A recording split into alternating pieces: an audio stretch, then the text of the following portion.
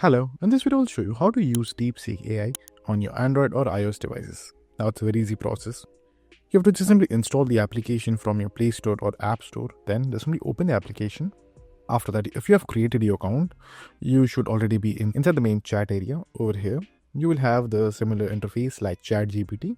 So over here, what you can do is just simply enter whatever you want and then just simply hit send right over here.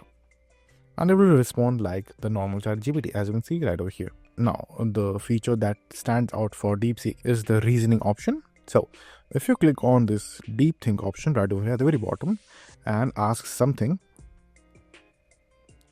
then hit send.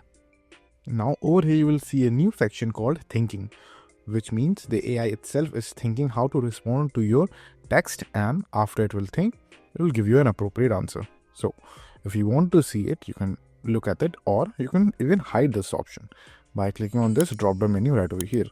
Now this is the key feature of Deepseek AI, and over here you will also have the web link, which is this option right over here. So if you enable this option, it will get the real-time data from the web itself, but while this option is enabled, you will not be able to attach any type of document, as you can see right over here. But if you disable this option, you can even attach some documents, as you can see right over here.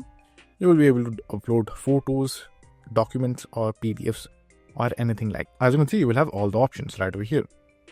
And if you want to create a new chat, just simply click on the chat option at the very top right hand side corner. That will create an entirely new chat.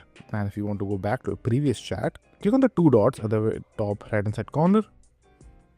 And then over here, you will be able to see your previous chat. Just simply open that, and then you can just simply click on it and see them right over here. So that's it, and if this video was helpful, please consider subscribing and liking the video.